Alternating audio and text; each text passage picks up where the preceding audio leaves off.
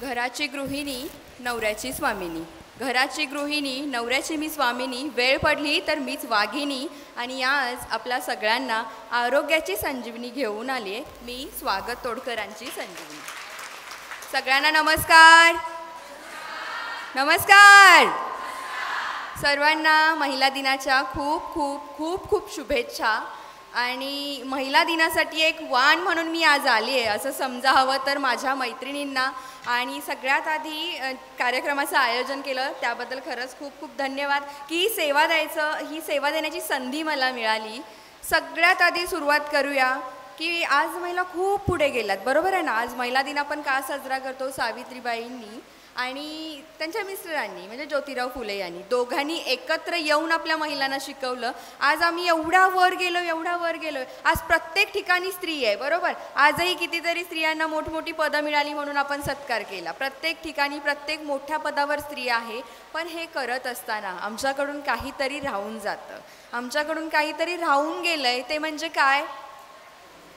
माझं आरोग्य आरोग्य त्यात येतो संसार, देव मुलांना शिक्षण करू मंगलमय जीवन, देव मुलांना शिक्षण करू मंगलमय जीवन. आम्ही खूप पुढे गेलोय पण माझा मागे राहिला आहे तो माझा संसार. संसार करतो, सगळेच करतात, संसार तर सगळेच करतात, पण त्यातही खूप काही गोष्टी आहेत त्या राहून जातात. मुलांना संस्कार द्यायचं राहून जातं. संस्कार देतो पण मी नंतर सांगेल तेव्हा लक्षात येईल अरे हां खरंच हे राहून गेलं होतं. संसार करतो, नवरा बायको एकत्र राहतो, पण काय मिस्टेक होते ते मी नंतर सांगेल तेव्हा समजेल की हां हे राहिलं होतं. आणि मी सांगते आरोग्य म्हणजे काय असतं की मी आता जे गाणं सांगितलं त्याच्यामध्ये तर एकच होतं, आरोग्य म्हणजे माझा संसार, माझी मुलं. सगळ्यांना हात जोडून कळकळीची विनंती करेल की दवाखान्याच्या पायऱ्या कोणी चढू नका, दवाखान्याच्या 100 वेळा पायऱ्या चढू नका.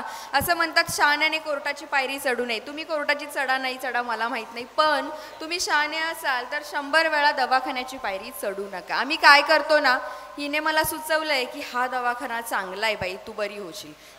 तिने सांगितलेल्या दवाखान्यामध्ये मी जाते, महिनाभर औषधं घेते, महिन्याभरानंतर कुठे गुण यायला सुरू होणार तेवढ्यात वाटतं की हे काही गुण आला नाही बाई, दुसरी सांगते इथं जा. ती औषधं तिथेच बंद, मी दुसरीकडे जाते. त्याने दिलेली औषधं 15 दिवस होत नाहीत, मी खाते, तोपर्यंत वाटतं ह्या डॉक्टरला काही कळलं नाही बहुतेक म्हणून अजून कुणाला तरी आपण सांगतो. ती सांगते मला इथं बरं वाटलं होतं, तू तिथं जातीस काय बघ. मग आम्ही ते पण औषध बंद करतो आणि तिसऱ्याकडे जातो. असं करत फक्त आम्ही दवाखाने बदलतो, बरं होत नाही. मोठी ऑपरेशनं करून घेण्यापेक्षा, लाखाचा खर्च करण्यापेक्षा खूपच जर पैसे असेल तर मला देऊ नका, तुमच्या मुलांच्या शिक्षणाला ते वापरा. मुलाला घडवायचं आहे, मोठं करायचं आहे तर दवाखान्याच्या पायऱ्या चढण्यापेक्षा तेच वाचवा आणि ते मुलांच्या शिक्षणासाठी वापरा. आमच्या सगळ्यात आरोग्य म्हणजे काय आहे मी सांगते. आरोग्यामध्ये शरीरात कुठलाही रोग प्रवेश करताना सुरुवात आपल्या शरीराची होते डोक्यापासून. डोक्यामध्ये काय असतं? मेंदू. आणि मेंदूत काय असतात? बायकांच्या मेंदूत काय असतं? फक्त आणि फक्त विचार. खूप विचार करतो आम्ही बायका. नवऱ्याने हे केलं, नवऱ्याचं असं, सासू अशी, सासू एक नाव, काय त्रास असतो बायकांना देव जाणे. सासू अशी, ती नणंद अशी, ती शेजारीने असं केलं, शेजारणीने गाडी घेतली म्हणून पण आम्हाला त्रास होतो. बऱ्याचदा आम्ही म्हणतो, बऱ्याचदा आपल्याला वाटतं जेव्हा आपल्याला काहीतरी दुःख होतं, देवाने माझ्याच नशिबाला असं का केलं असेल, मी कुणाचं वाईट केलं नाही.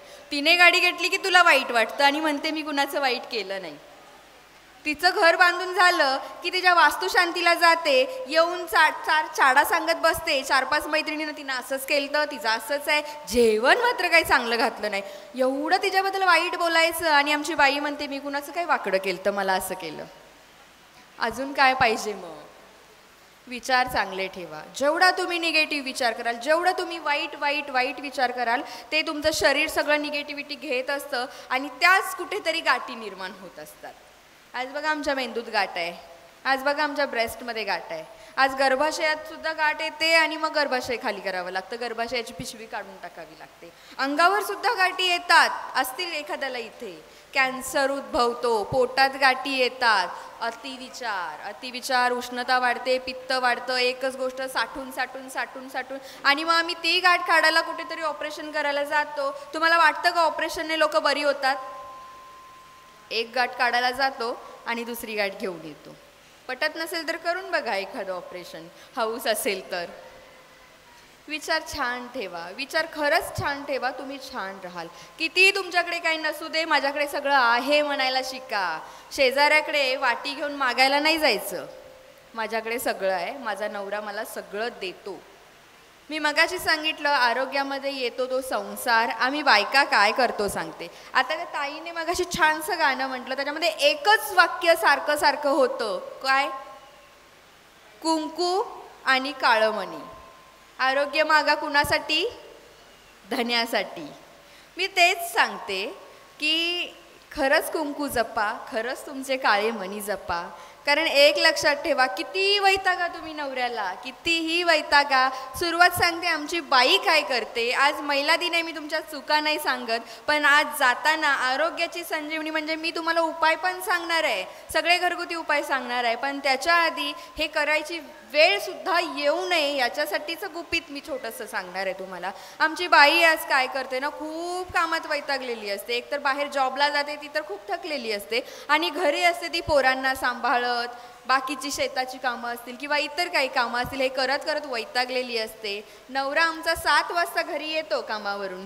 7 वाजता घरी यायच्या टायमाला आमच्याकडे आईकडे आमच्या मोबाईल आहे. मोबाईल चांगला की वाईट?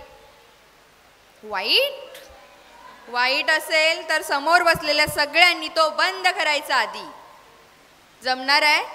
आमच्या बाईकडे व्हॉट्सअप आहे, आमच्या बाईकडे इन्स्टा आहे, फेसबुक आहे. कशी बंद करेल? काय तर म्हणे.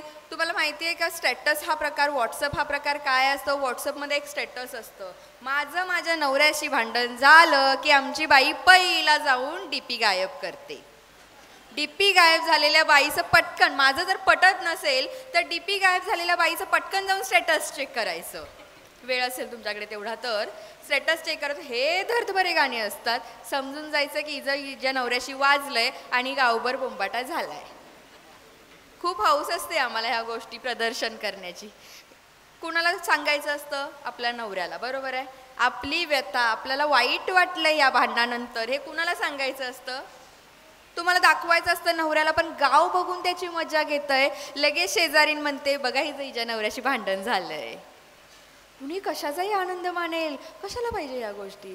तर आमची बाई काय करते, त्याच छानशा मोबाईलवरती आईशी बहिणीशी बोलत असते आणि सासूच्या चाड्या सांगत असते. नंदेने असं केलं म्हणून सांगत असते. नवरा येतोय जातोय काही फरक पडत नाही बिचारा.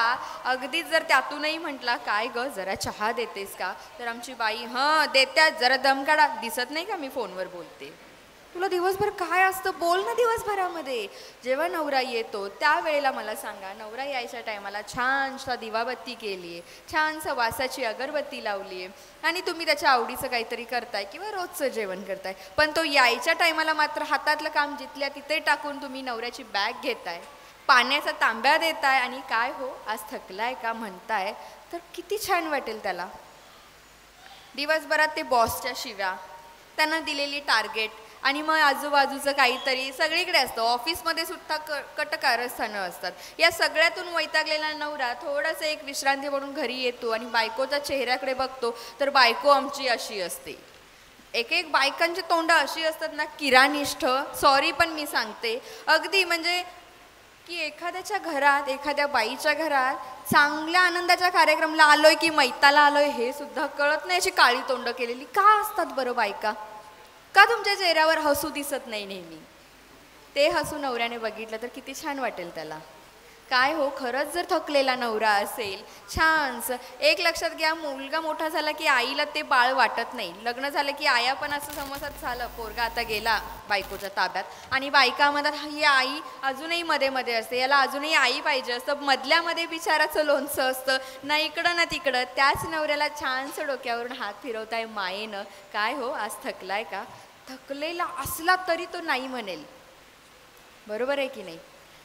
2 कप घेऊन गेला, तुम्ही पण प्या, तुम्ही पण 5 मिनिटं विश्रांती घ्या, त्यालाही द्या, किती बरं वाटेल. उद्या येताना तो साडी घेऊन येणार तुम्हाला. पाहिजे ना साडी? छान छान वागायला चला. तुम्ही दोघं छान असलात तर तुमची मुलंही छान असणार आहेत आणि तुमचं सगळं कुटुंब जर खुश असेल तर तुमचं अर्थातच तुमचं सगळं आरोग्य नीट असणार आहे. आमच्या बायकांना सासूवांचा काही प्रॉब्लेम असतो. मी साहेबांसोबत नेहमी लेक्चरला जात असते. एका लेक्चरला मी असेच गेलेले 5-6 हजारचा मॉप त्यांचा होता आणि खूप असेच गप्पा गोष्टी आणि हसी मजाक चालू होता. एक ताई समोर बसलेल्या हसत नव्हत्या, म्हणजे अगदी सगळे हसतात आणि एकच ताई हसत नव्हत्या. मग तो बोलणारा वक्ता सुद्धा कन्फ्यूज होऊन जातो. साहेब थोडे डगमगले की काय झालंय, सगळे हसतात आणि या ताई का हसत नाहीयेत. तर त्यांना शेवटी राहवलं नाही आणि झाल्यावर नंतर विचारलं, ताई काही प्रॉब्लेम आहे का हो, सगळे हसतात पण तुम्ही हसत नाही आहात. तर त्यांनी काय उत्तर द्यावं, काय हसायचं आहे, तुमचं तोंड माझ्या सासूसारखं दिसतंय. कपाळ माझं, काय काय विचार असू शकतात.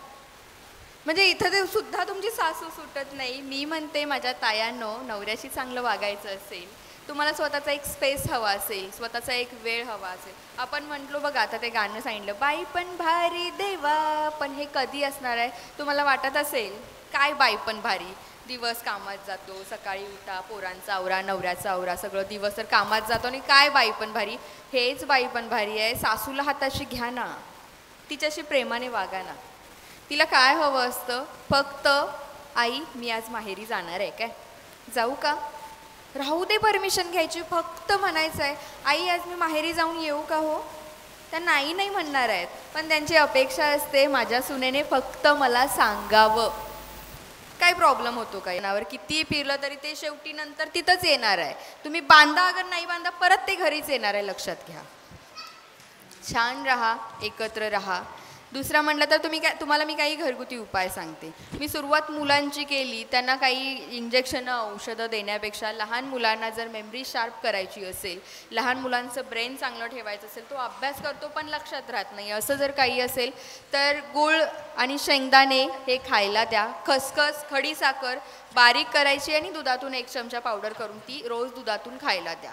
कच्चा पेरू, पिकलेला पेरू मुलांना खायला द्या. आणि जर डोकं दुखत असेल तर कच्चा पेरू उगाळायचा आहे आणि ते अर्ध डोकं, जिथे बऱ्याच लोकांना मायग्रेनचा त्रास असतो, अर्ध डोकेदुखीचा त्रास असतो, तो जो कच्चा पेरू आहे उगाळायचा आहे आणि जिथे डोकं दुखतं त्या भागाला लावायचं आहे. तुमचं पूर्ण डोकं जर दुखत असेल तर मीठ असतं आपल्याकडे, घरात मीठ आहे, ते मीठ घ्यायचं आहे. 1 चिमट मीठ जिभेवर ठेवायचं आहे, 30 सेकंड डोळे मिटून शांत राहायचं आणि साधं पाणी त्याच्यावर प्यायचं आहे. तुम्ही ग्लास खाली ठेवायच्या आधी तुमचं डोकं दुखायचं थांबतं.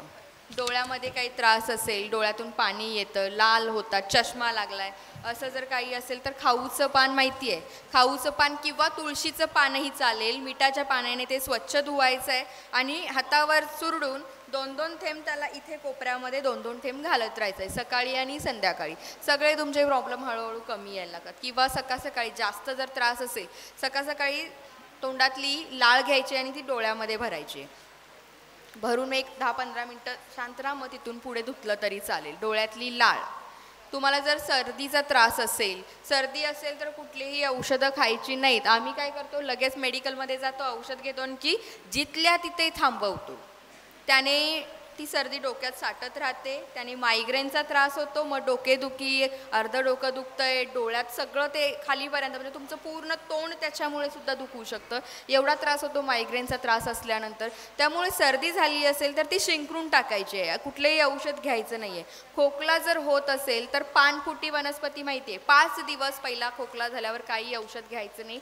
5 दिवसांनंतर पानफुटी एक खाण्यासारखंच पान असतं, पानफुटीचं 1 पान घेऊन फक्त ते चावून खायचं आहे, खोकला निघून जातो. छाती भरली असेल, नाक गच्च झालं असेल तर जोंधळ्याचं पीठ विस्तव घ्या, त्याच्यावर जोंधळ्याचं पीठ टाका, त्याची धुमी घ्या. लहान मुलांना सुद्धा ते करा. ते विक्स वगैरे लावण्यापेक्षा ना जोंधळ्याची धुमी द्या लहान मुलांना सुद्धा. अगदीच जर गच्च झालं असेल, तुळशीची 4-5 पानं घ्यायचे, स्वच्छ धुवायचे. तुम्हाला मेडिकलमध्ये एक पुदिना अर्कचं क्रिस्टल मिळेल. पुदिना अर्क म्हणजे आपली तुळशीसारखी असते ती नाही, काचेसारख्या काड्या असतात, आयुर्वेदिक दुकानात मिळेल. ती एक काडी घ्यायची, तुळशीच्या पानामध्ये घालून ती चावून खायचे, पूर्ण मोकळं होऊन जाईल. घसा, नाक सगळं मोकळं होऊन जाईल. एवढा इन्स्टंट रिझल्ट असतो. पण आम्हाला काय वाटतं, आम्हाला असं फक्त गोळ्या औषधं घेऊनच बरं होतं असं वाटत असतं. आयुर्वेद आमचा खूप लेट काम करतो असं वाटतं आम्हाला. पण असं काही नाही आहे. या जुन्या समजुतींपासून खरंच तुम्ही यातून बाहेर पडा. आयुर्वेद हा खूप फास्ट रिझल्ट देऊ शकतो, पण ते आपल्याला माहीत असलं पाहिजे. आयुर्वेद, निसर्ग उपचार अगदी स्वस्तात आणि अगदी फुकटमध्ये निसर्ग उपचारातून तर औषधं पानं मिळत असतात. मुखदुर्गंधीचा जर त्रास असेल तर पेरूचं पान, आंब्याचं पान चावून खायचं असतं. काही पैसे पडतात का याला? एक आंब्याचं पान घेतलं तर आंबा म्हणतो का मला 10 रुपये दे आता. सगळं फुकट असतं, पण आम्हाला माहीत नाही आणि आम्हाला ते करायचं नाही. आम्हाला 10 रुपये देऊन गोळी घेतलेली परवडते. त्याने पुढे किडनीवर प्रॉब्लेम सगळे होतात, पण आम्हाला काही नाही. आयुर्वेद हा भारताचा आहे. कुणाचंही घ्या, काहीही घ्या, पण आयुर्वेदिक घ्या.